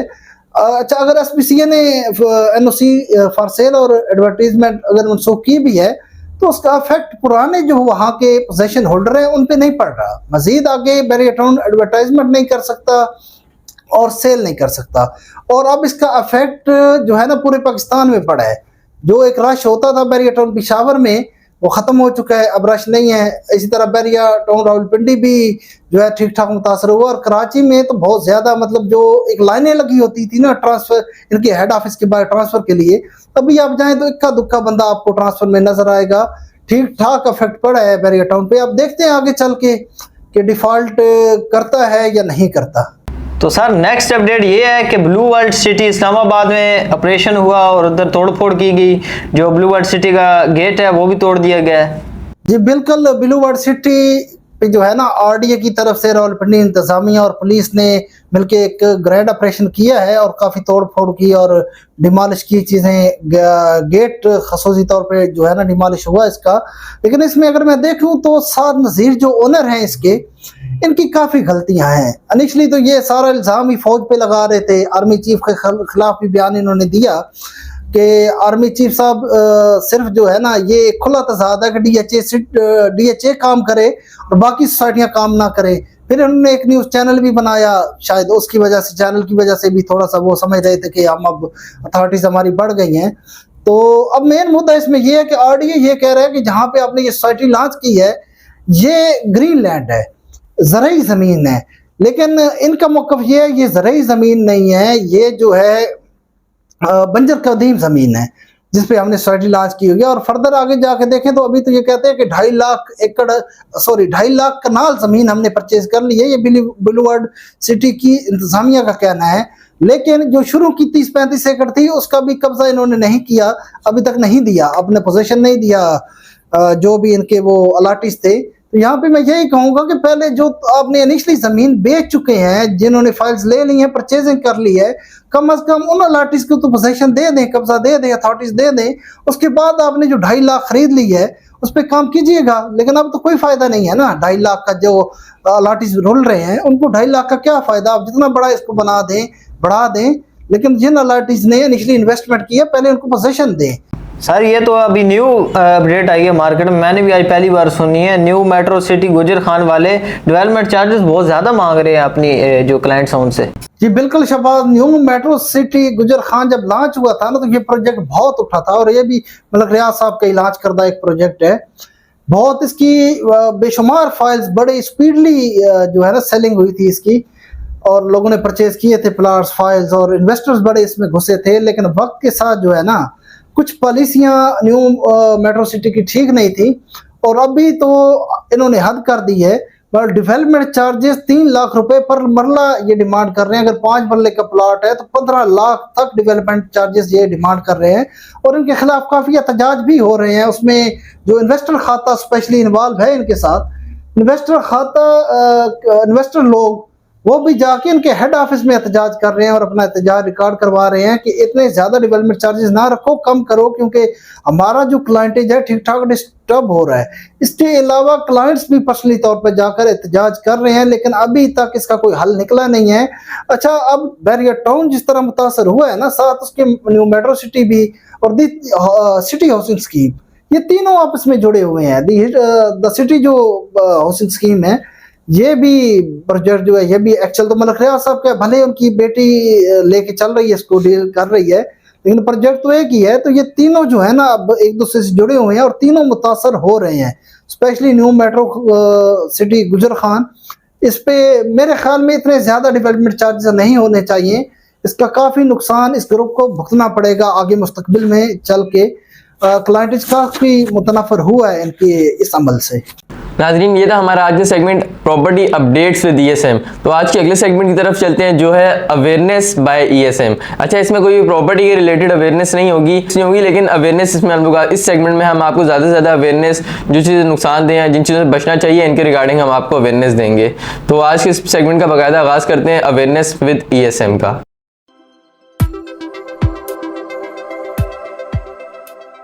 और आज का पहला जो अवेयरनेस के रिलेटेड जो आजकल बड़ा मसला उठा हुआ है, बड़ी यूथ उसमें फंसी हुई है। तकरीबन पाकिस्तान की तो पत्नी यूथ 50% तो कंज्यूम कर रही है वेप पीते हैं, ये सिगरेट पी रहे होते हैं, वेप पीते हैं, पता नहीं ये क्या बला है। इसके बारे में थोड़ा सा गाइड दें भाई, क्या चीज़ है, बनता किससे है, सेहत के लिए कितना नुकसानदेह है, इसके बारे में ज़रा गाइड करें। जी बिल्कुल, वेब जो है ना आजकल एक बहुत बड़ी बर्बादी है जो हमारी यूथ में फैल चुकी है। और एक मुताद अंदाजे के मुताबिक इसकी जो मार्केट है, उसका जो कैप है, मार्केट कैप 24 बिलियन डॉलर तक पहुंच चुका है। और इसके ऊपर बहुत मेहनत की जा रही है, बहुत वर्किंग की जा रही है। और सुनने में आ रहा है कि 2025 तक जो इसकी मार्केट कैप है वो 65 से 70 बिलियन डॉलर तक चली जाएगी, जो इस वक्त 24 बिलियन डॉलर है। अब क्योंकि ये एक यंगर्स का एक नशा है, इलेक्ट्रॉनिक सिगरेट भी इसको मेरे ख्याल में कहा जाता है, तो हमारे होस्ट वामिक साहब इस पे सही रोशनी डाल सकेंगे क्योंकि वो यूनिवर्सिटी स्टूडेंट भी हैं। तो वेब के बारे में वामिक साहब आप क्या कहेंगे, वेब क्या है और किस तरह ये इसका रुझान आजकल बढ़ता जा रहा है, या कितना नुकसानदेह है ये सेहत के लिए? हाँ जी बिल्कुल सर, ये वेब का आजकल वाकई बड़ा सीन स्टार्ट चल रहा है। दूसरों को क्या बोलें, सारी लगे में वेब कर में। बेसिकली वेब में अगर आप लोगों को थोड़ा सा बताऊं ना, इसको जो वेब की फुल फॉर्म जिसे हम लोग कहेंगे, वेब को बेसिकली वेपोराइजर कहा जाता है। And it is a device which converts liquid into a web form, मतलब स्मोक में एक जो है ना लिक्विड फॉर्म को ये कन्वर्ट कर देता है। और इसको बेसिकली चार्ज किया जाता है, इलेक्ट्रॉनिक डिवाइस है ये। बहुत सारी इसके अंदर वेराइटीज़ होती हैं, कोको, पॉड, वेप होते हैं हमारे।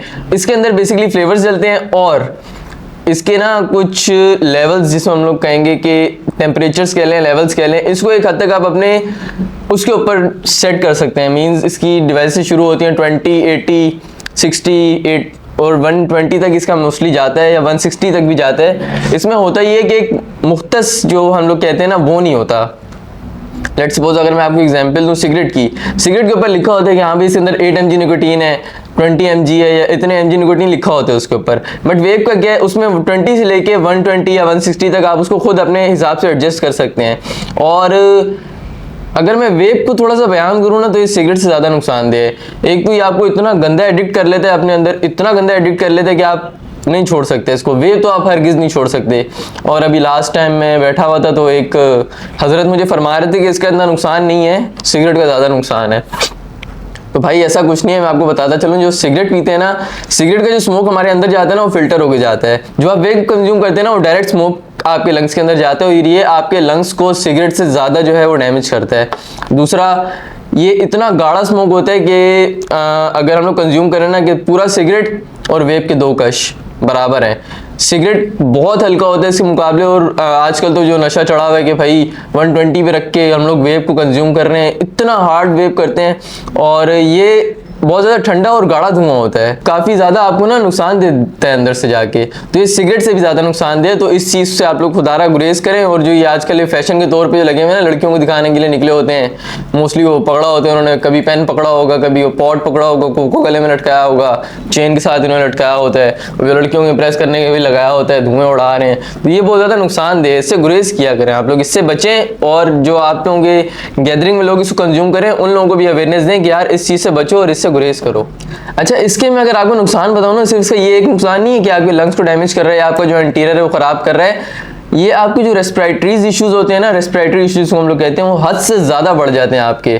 खांसी आना, रात को आप सो नहीं सकते, आप जैसे आंखें बंद कर रहे हैं तो आपको खांसी आ रही है, दमे का मसला, और वो जो बलगम जनरेट होता है, ये इस तरह के जो इश्यूज है ना, उससे बहुत ज़्यादा होते हैं। और दूसरा, ये इतना डेंजरस है क्योंकि इसके अंदर कॉयल होता है। कॉयल अगर जल जाए खुदा न खास्ता, या इसकी बैटरी अगर फ्लक्चुएट कर जाए, इसके अंदर बैटरी फ्लक्चुएशन करने की वजह से फट भी जाता है, या आपके मुंह में फट सकता है और आपका मतलब सारा फेस खराब हो जाएगा। या इसके अंदर जो लिक्विड है वो आपके फेस पे लगेगा गर्म, तो आपका पूरा फेस खराब होने के भी इससे ज़्यादा खदशे हैं। और ये हद से ज़्यादा नुकसानदेह, और आपकी जो है वो खुदा न खास्ता लेट्स सपोज अगर फट जाता है और आपको कोई इस तरह का आपका फेस के ऊपर इसके वो पानी के वो छींटे वगैरह पड़ जाते हैं, आपका फेस का भी कबाड़ा कर देगा ये। इस चीज़ से जितना ज़्यादा जितना गुरेज कर सकते हैं उतना गुरेज करें। अच्छा, ये आजकल ना तुम लोग तो यूथ हो, जानते होगे कि पबजी कोई गेम है बहुत ज़्यादा खेली जा रही है। तो ये तो ज़रा हमारे जो नाज़रीन है, व्यूअर्स हैं, ज़रा अवेयरनेस इनको दो कि पबजी का क्या नुकसान है हेल्थ के हवाले से, या पैसों के हवाले से क्या नुकसान बच्चे अपना कर रहे हैं, ताकि इनको वालिदैन को भी पता चले और इस चीज़ से वो इनको रोके। जी सर, बहुत अजाब, ये क्या आपने बात छेड़ दी। पबजी, इतना मुझे गुस्सा आता है इन लोगों पे। मेरे दोस्त हैं, हम लोग होटल पे रात को जाके बैठेंगे ना, अच्छा जी लगे हुए अपने मोबाइलों में, क्या कर रहे हो, पबजी खेल रहे हैं।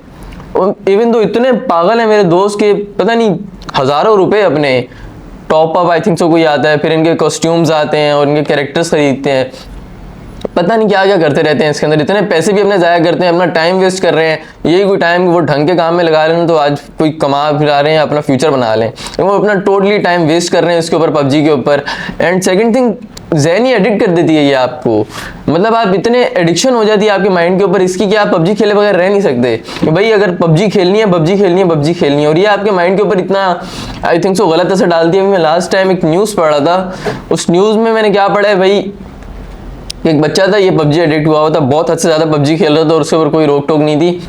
सुबह उठा है, उसने अपने पेरेंट्स को ना मार दिया, बकायदा उसने अपने पेरेंट्स को कत्ल किया है। तो उसने अपने पेरेंट्स को कत्ल कर दिया इसके ऊपर, अपने पेरेंट्स को उसने मार दिया कि मैं इनको रिवाइव करूंगा और ये जिंदा हो जाएंगे। मतलब इस हद तक ज़हनी मरीज बना देती है गेम इंसान को। और मेरा अपना छोटा भाई और पता नहीं कौन कौन इसके ऊपर लगे हुए थे, उसकी तो खैर मैंने ख़त्म करवा दी, उसको नहीं खेलने देता। और आप लोग के बच्चे भी अगर इसको खेल रहे हैं, इसके ऊपर इतना एडिक्शन है, तो उनके ऊपर सख्ती करें और इस गेम से उनको थोड़ा हटाएं। बिल्कुल यार, गल तुसी सही की है। मैं तो ना यार कि साढ़े जमाने दे जना साहब VIP गुल्ली डंडा बड़ा अच्छा खेला। अच्छा सब तो बड़ा सी प्रैक्टिस कबड्डी दी करनी, रात गानी, अच्छी कबड्डी खेलनी, अच्छा फुटबॉल खेलते असें। आजकल जड़ा मैं तो ना चोर चोर दे मतलब मार इस वास्ते कि यार माँ प्यो मोबाइल उन्होंने लैके देंदा है और उन्होंने इस चीज़ का नहीं करता कि सारा बच्चा की कर रहा है। और दूसरी बात है मतलब इन्होंने इस चीज़ से खुद माँ प्यो करना चाहिए कि साडा बच्चा की कर रहा है। अस की कितना मोबाइल लेके दे छड़ा या हम लोगों ने मोबाइल लेके दे दिया उनको कि जो जिस तरीके से जो मर्जी ये करते हो, ये हम लोग बहुत गलत कर रहे हैं।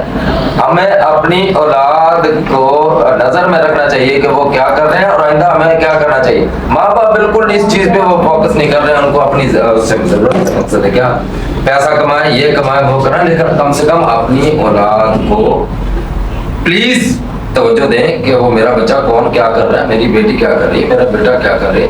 पबजी में घुस के मैं अपना सगा भांजा जाया होते देखा है, क्योंकि उसकी आंखें सारी जाया हो चुकी हैं, बिल्कुल अंधा हो चुका है। इसलिए कि वो 24 घंटे मैं कम से कम 18 घंटे इसी पबजी में दिया उसने, तो वो बेचारा अंधा हो चुका है। बिल्कुल डॉक्टर साहब सही आप कह रहे हैं। इसी तरह ये पबजी का जो जिक्र छेड़ा हुआ है, पबजी बहुत ही पैसे के साथ ये जो आपने भी अच्छी बात बताई, आपकी चली गई बिल्कुल।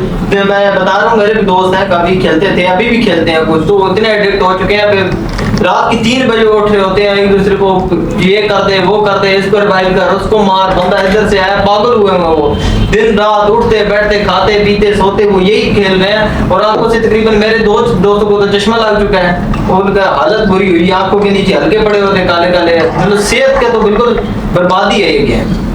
यहाँ पे तो मैं मुत्तफिक करूँगा इस बात से कि पबजी जो खेलते हैं वो ज़्यादा एडिक्टेड हो जाते हैं, नशा चढ़ जाता है उनको पबजी खेलने का, तो खुदा इससे बचें। नाजरीन, ये था हमारा आज का सेगमेंट अवेयरनेस बाय ESM।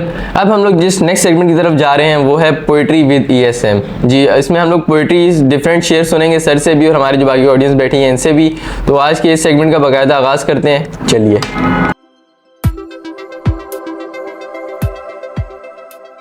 मुशारे का आगाज मैं ही कर देता हूँ। मिर्जा खालिद साहब का शेर है, दर्द हो जब दिल में तो दवा कीजिए, दर्द हो जब दिल में तो दवा कीजिए, जब दिल ही दर्द हो तो क्या कीजिए। सर क्या बात है। शेर सर मैं अर्ज कर रहा हूँ अल्लामा इकबाल साहब का, अमल से जिंदगी बनती है जन्नत भी और जहन्नम भी, खाकी अपनी फितरत में ना नूरी है ना नारी। वाह वाह ठेकेदार साहब, ना नूरी है ना नारी है, माशाल्लाह ज़बरदस्त, क्या शेर पड़ा है खूबसूरत। तो सर मैं भी एक शेर सुनाऊंगा। तो शेर ऐसे है कि मिर्ज़ा गालिब का शेर है, ज़रा गौर से सुनिएगा कि दफन करने से पहले मेरे दिल को निकाल लेना, दफन करने से पहले मेरे दिल को निकाल लेना, कहीं खाक में ना मिल जाए मेरे दिल में रहने वाले। एक शेर सर यहाँ मैं सुनाना चाहूँगा अल्लामा इकबाल साहब का, गिरते हैं सजदों में हम अपनी हसरतों की खातिर, गिरते हैं सजदों में हम अपनी हसरतों की खातिर, अगर गिरते सिर्फ इश्क़ खुदा में तो कोई हसरत अधूरी ही न रहे। जबरदस्त वामिक, जबरदस्त, छा गए हो भाई। अच्छा सर, गालिब साहब का एक शेर मैं भी सुनाना चाहूँगा कि बड़ा मशहूर शेर है उनका कि इश्क ने गालिब निकम्मा कर दिया वरना आदमी हम भी थे काम के। अच्छा जी, यहाँ पे मैं रिक्वेस्ट करूंगा, हमारे शफी साहब यहाँ पे मौजूद हैं, इनका ताल्लुक जिला ठट्ठा से आगे किटी बंदर से है, तो इनसे रिक्वेस्ट करूंगा कि एक शेर सिंधी के अंदर, सिंधी जबान बड़ी प्यारी जबान है, तो एक शेर जरा हमें सुना दें और हमारे नाजरीन को भी। मैं आपको शाह अब्दुल लतीफ़ भिट्टाई जो हमारे सिंध का बड़ा बुजुर्ग शायर है, उसका एक शेर सुनाऊंगा। तू हबीब तू तबीब तू दर्दन जी दवा, तू ॾिए तू लाहे तू छपर तू छा, आऊं कुजाड़ो कहाँ मिड़ी मैलूम तुक। अच्छा शेफ साहब, बहुत खूबसूरत शेर सुनाया आपने। हमारे जो बुजुर्ग हैं शाह अब्दुल लतीफ़ भिट्टाई रहमतुल्लाह अलैह, उनका बड़ा खूबसूरत शेर सुनाया आपने, लेकिन जो हमारी मोस्टली व्यूवर हैं वो सिंधी समझते नहीं है, तो इसलिए इसे उर्दू में भी ट्रांसलेट कर दें। हाँ, ये जो शाह अब्दुल लतीफ़ भिट्टाई ने, ये एक दुआ है। जैसे कि हम जब दुआ मांगते हैं अल्लाह से, तो ये शेर जो है ना, हम इसी शेर से दुआ मांगते हैं। तू हबीब, वो अल्लाह से मुखातब है। तू हबीब, हबीब अल्लाह से वो मुखातब है।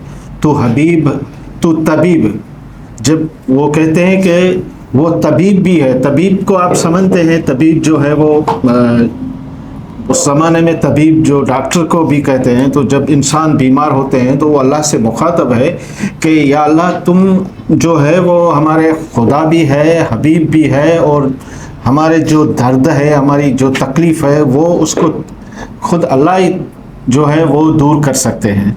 तू हबीब तू तबीब तू दर्द यानी जो हमको तकलीफ़ है, हम जिस दर्द से, जिस तकलीफ़ से गुज़र रहे हैं, उसको मेरा अल्लाह तू ही जो है वो दूर कर सकते हैं। तू हबीब तू तबीब तू दर्दन जी दवा, तू दिए, जो भी इंसान को देने वाला है, तकलीफ़ देने वाला है, वो ही खुद खुदा है, और उतारने वाला, वो दूर करने वाला, वो भी खुदा है। ये एक खूबसूरत हमारे शाह अब्दुल लतीफ़ भिट्टाई की ऐसे समझे कि ये दुआ हम मांगते हैं अल्लाह से, जब इंसान खुशी भी वो देते हैं, तकलीफ़ बीमारी जो भी है वो देते हैं, और दूर भी वो कर लेते हैं। जो भी मुश्किलात है वो ही खुदा जो है वो दूर कर देते हैं। जैसे एक मैं छोटा सा शाह अब्दुल लतीफ़ भिट्टाई का शेर आपको सुनाऊंगा कि सायम सदाई करी मथे सिंध सुकार, दोस्त मिठा दिलदार आलम सब आबाद करी। यही ऐसे समझो ये दुआ है बस लतीफ़ साईं की। अच्छा शहबाज तैयब सर, आपको भी पता है हमारे जो ठेकेदार अकरम साहब हैं, बड़े कलाकार इंसान हैं। ये जब साइट पे होते हैं, तो हम लोग जब साइट पे काम कर रहे होते हैं, हमारा कंस्ट्रक्शन का काम चल रहा होता है, तो ये बड़ा मनोरंजन करते हैं वहाँ पे हमारा, बड़ा फुल गाने शाने गा रहे होते हैं, और मतलब इनके गानों के साथ इनके मतलब स्टेप्स भी चल रहे होते हैं, फुल डांस वांस भी इनका चल रहा होता है। बड़े कलाकार इंसान है। तो इनसे हम रिक्वेस्ट करेंगे कि आज प्रॉपर्टी कचहरी के शो में भी हमें गाना सुनाएं।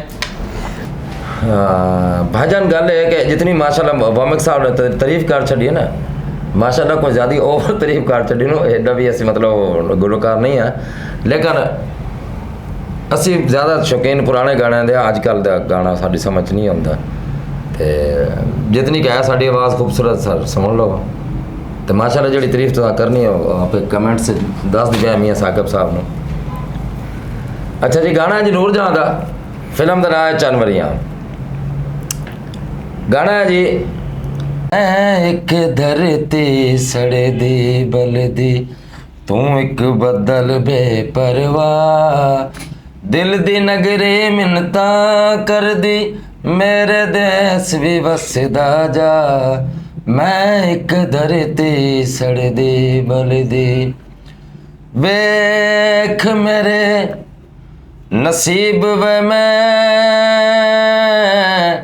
एक शिकरा यार बनाया, घ्यो दी चूरी खांदा नहीं, मैं तन दा मास खवाया, सदके जावा परा वालिया। माशाल्लाह ठेकेदार साहब क्या बात है, खुदा दी कसम कोयल वाली आवाज विच हमने गाना सुना के तुसी बंद छोड़ा, गाने तक एंड कर छोड़ा। ऐसी हुन अपनी खूबसूरत सुरीली आवाज एक दोड़ा सुना दो ना, कसम एंड कर दोगे। दोड़ा सुना, दोड़ा सुना सर। मंदा थिवे उन्हां लोकां दा जिन्ना साडे सज्जण नखेड़े, मुंह ते करके मिठियां गाली वंज देंदन गलत सनेड़े। तू आबाद रवे विच लगदियां दे मेरे 10 चा जोरन केड़े, यासीन लरासी दे पैसुंज दिसींद नवेड़े। चोले नु ला पासे रब्बू काई बन गई डे कमले तक ना से। लोए लोए भरना कुड़िया ते जो कुछ बांडा भरना, शाम पिया बिन शाम मोहम्मद ते घर जा दीन डरना। मैंने मेरा मुर्शद उच्चा ते उच्चिया दे संग लाए, भला होवे उन्हां उच्चियां दा जिन्ना नेमियां नाल निभाई। टुर गया यार मोहब्बतां वाल ते लै गए नाल निहासे। टुर गया यार मोहब्बतां वाले ते लै गए नाल निहासे। ते दिल ने लगदा यार मोहम्मद ते जाइए केड़े पासे। सर ये कलाम मोहम्मद बख्श का शेर था। माशाल्लाह अल्लाह के बड़े प्यारे वली हुए हैं, बड़े अल्लाह ताला के नेक वली हुए हैं, और बड़े अल्लाह पाक की ज़ात के अलावा अपनी ज़िंदगी के इसने बहुत बड़े इशू पे बात की है कि ज़िंदगी इंसान की क्या है और किस तरीके से गुजारी जा सकती है।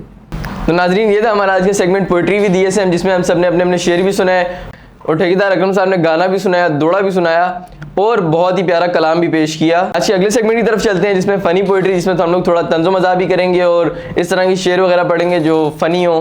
तो चलिए इस सेगमेंट का भी बाकायदा आगाज़ करते हैं। इब्तिदा मैं खुद ही कर देता हूँ इस सेगमेंट की। अर्ज़ किया है कि मेरी माँ को गिनती आज भी नहीं आती, मेरी माँ को गिनती आज भी नहीं आती, मैं एक रोटी मांगूँ वो 2 देती है। अर्ज़ किया है मेरी माँ को गिनती अभी तक नहीं आती, मैं एक रोटी मांगूँ वो 2 देती है। सूखे बिस्तर पे बच्चे को सुला के खुद गीले पे सो जाती है, सूखे बिस्तर पे बच्चे को सुला के खुद गीले पे सो जाती है। माँ बाप की खातिर छोड़ दो सब रिश्ते नाते, माँ बाप की खातिर छोड़ दो सब रिश्ते नाते, हूटे माटे हूटे। तो नाज़रीन इस तरह की अब थोड़े फ़नी मुशायरे हम लोग करेंगे इसके अंदर फ़नी पोइट्री। तो बाकियों से भी हम लोग जो रिक्वेस्ट करते हैं कि वो भी अपना अपना हिस्सा डालें फ़नी पोइट्री के सेगमेंट के अंदर। चलिए चलते हैं। सर साढ़े को एक माई है और VIP माई है। माई है सर कि रेडवे लेद की थी, रेडवे लेद की थी आखी मेरे माई नो 2 कगियां तो ले गया। मैं ऐसे हालात से गुजरा हूँ, मैं ऐसे हालात से गुजरा हूँ, मेरा बाप होता तो मुझे गले लगा कर रोता, मेरा बाप होता तो मुझे गले लगा कर रोता, माथा मेरा चूमता हाथों के छाले देखकर, गले लगाता मुझे निगाह मारता है मई मेरा लौंग गवाचा। तो नाज़रीन ये था फ़नी पोइट्री का सेगमेंट आप लोगों ने देखा, उम्मीद करता हूँ आप लोगों को मज़ा आया होगा। आज की प्रॉपर्टी कचहरी की हम लोग नसीहत की तरफ चलते हैं। सर रिक्वेस्ट करेंगे हर सेगमेंट में जो प्रॉपर्टी कचहरी में नसीहत करते हैं, आज की नसीहत की भी सर से रिक्वेस्ट करते हैं। सर आज की प्रॉपर्टी कचहरी की नसीहत कर दें। आज की नसीहत जो है ना मैं नहीं सुनाऊंगा, मैं शफी साहब से रिक्वेस्ट करूंगा, क्योंकि ये एक स्कूल टीचर भी रिटायर्ड हुए हैं और काफ़ी जो है ना एक इंटीरियर सिंध से इनका तल्लक है। तो सिंधी के अंदर एक हमारे, क्योंकि नाजरीन ज़्यादा सिंधी है क्योंकि हम कराची में बैठे हैं, तो सिंधी ज़बान के अंदर हमारे नाजरीन को एक प्यारी सी नसीहत सुना दें शफी साहब प्लीज़। असांजे सिंधीअ में इहो चवण ई आहे त लेखो हमेशह क्लियर हुजणु खपे, लेखो चोखो साफ़ सुथरो हुजणु खपे। लेखे चोखो मतिलबु तव्हां ॾेती लेती कंहिंसां कयो था, पोइ उहा ज़मीन जी हुजे, प्लाट जी हुजे, जाइदाद जी हुजे, तो उहो क्लियर हुजणु खपे, साफ़ हुजणु खपे, उहा लिखत उनजी हुजणु खपे। लिखत खां सवाइ जेका आहे उहा तव्हां जूं ज़बानूं नथियूं पढ़नि। ज़बान त केॾियूं थींदियूं आहिनि, पर उनजी जेकॾहिं लिखत हूंदी त उन लिखत तां केरु बि कोन फिरंदो। लिखत जेकॾहिं हूंदी, को दस्तावेज़ हूंदो त उहो तव्हांजो 7 सालनि ताईं हलंदो। बाक़ी ज़बानूं मस्जिदनि में वेही कजनि तॾहिं बि कोन पढ़ंदियूं। इन करे लेखो चोखो क्लियर होना चाहिए। जो हिसाब किताब है वो क्लियर होना चाहिए, उसकी लिखत होना चाहिए, लेखा हमेशा साफ सुथरा होना चाहिए। ये जो सिर्फ बातें वाली जो होती है ना वो अमल में नहीं आती है। जो लिखत होती है ना वो 100 सालों तक कायम रहती है। कोई आदमी अपनी ज़ुबान से तो मुखर जाते हैं, मगर लिखत जो होती है वो उस पे वो कायम रहती है। इसीलिए लेखा जो होता है, हिसाब किताब होता है, जो आप प्रॉपर्टी का करें, ज़मीन का करें, किसी की लिखत लाजमी है, लिखत ज़रूरी है। बहुत खूबसूरत नसीहत थी। आज के प्रॉपर्टी कचहरी का इख्तिताम भी हम लोग इसी सर की खूबसूरत नसीहत के साथ करेंगे। उम्मीद करता हूँ आज की प्रॉपर्टी कचहरी का शो आप लोगों को पसंद आया होगा। जैसे कि मैंने आपको लास्ट बताया था कि हम लोग इसके अंदर बेहतरी लेके आएंगे। प्रॉपर्टी कचहरी के सेगमेंट में काफ़ी सारे सेगमेंट्स हम लोगों ने इसके अंदर इंक्लूड किए हैं। उम्मीद करता हूँ अब आपको मज़ा आया होगा। लेकिन अब भी अगर इसमें कोई कमी पेशी है तो आप हमें सजेशन दे सकते हैं हमारे कमेंट बॉक्स के अंदर जाके कि हम इसको इस तरह मज़ीद बेहतर कर सकते हैं। तो आज की प्रॉपर्टी कचहरी के शो का यही इख्तिताम करते हैं। इंशाल्लाह मिलेंगे आपको प्रॉपर्टी कचहरी के एक और नए एपिसोड के साथ। तब तक के लिए दें इजाज़त, अल्लाह हाफिज़। और हमारे प्रॉपर्टी कचहरी के मज़ीद शो देखने के लिए हमारे यूट्यूब चैनल को सब्सक्राइब करें, हमारे फेसबुक पेज को लाइक करें और हमारे टिकटॉक अकाउंट को भी फॉलो करें। शुक्रिया।